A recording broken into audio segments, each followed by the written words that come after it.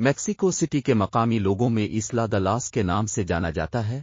گڑیا کا جزیرہ ایک پراسرار جزیرہ ہے جس کا ماضی پاگل ہے۔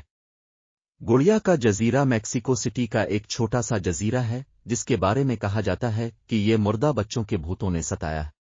یہ جزیرہ گڑیوں سے ڈھکا ہوا ہے جن کے بارے میں کہا جاتا ہے کہ ان میں مردہ بچوں کی روحیں موجود ہیں۔ جزیرے پر آنے والوں نے عجیب و غریب آوازیں سننے اور گڑیا کو خود ہی حرکت کرتے ہوئے دیکھا ہے۔ گڑیا کے جزیرے کے پیچھے کی کہانی ایک افسوسناک ہے۔ اسلا د لاس کبھی بھی سیاحوں کی توجہ کا مرکز نہیں بنی۔ درحقیقت ایک لڑکی کے اندھیرے کے بعد ہی اس میں گڑیا جمع ہونا شروع ہو گئی تھی۔ کہانی کے مطابق اس جزیرے پر ایک نوجوان لڑکی کی لاش ملی تھی۔ لڑکی ڈوب گئی جسے صرف پراسرار حالات کے طور پر بیان کیا جا سکتا ہے۔ کہا جاتا ہے کہ جزیرے کے درختوں پر بسنے والی سینکڑوں گڑیا اس غریب کھوئی ہوئی روح کو لے جاتی ہے۔ تاہم اس جزیرے کا ایک نگراں ڈان جولین سانتانا بیررا تھا۔ کیئر ٹیکر نے تنہا زندگی گزاری۔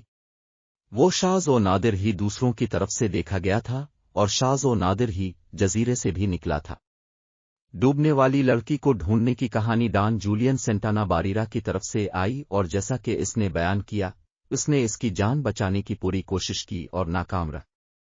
کچھ دنوں بعد ڈان جولین سانتانا بیریرا کو ایک گڑیا ملی جو دھو چکی تھی، تو اس نے اس چھوٹی بچی کی روح کا احترام کرنے کے لیے گڑیا کو درخت میں لٹکا دیا جسے وہ بچا نہیں سکا۔ یوں پہلی گڑیا بن گئی۔ بہت سے ایسے ہیں جو مانتے ہیں کہ نگراں نے چھوٹی لڑکی کی کہانی اس پاگل پن کی وجہ سے بنائی ہے جو تنہائی کا سبب بن سکتی ہے۔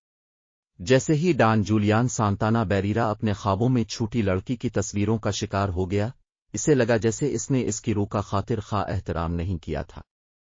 اپنی روح کو پرسکون کرنے کے لیے اس نے مزید گڑیا کو درختوں میں لٹکانا شروع کر دیا تاکہ وہ چھوٹی بچی کی روح کو مطمئن کر سکے تاکہ وہ اسے ستانا بند کر دے۔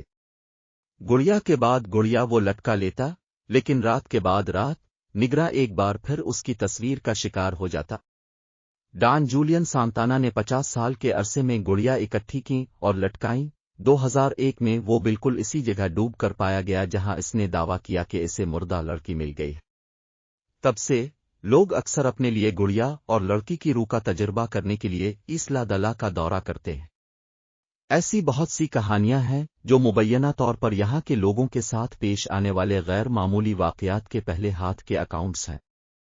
یہ معمول کے مطابق کہا جاتا ہے کہ لوگ درختوں میں گڑیا کو ایک دوسرے سے سرگوشیاں کرتے سن سکتے ہیں۔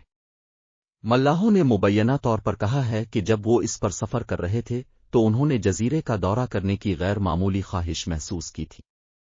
مقامی داستانوں کا کہنا ہے کہ گڑیا اپنے بازو اور ٹانگیں ہلا سکتی ہیں، لوگوں کی طرف آنکھیں گھما سکتی ہیں اور یہاں تک کہ جزیرے پر آنے والے سیاح کو خالی نظروں سے گھورنے کے لیے اپنا سر موڑ سکتی ہے۔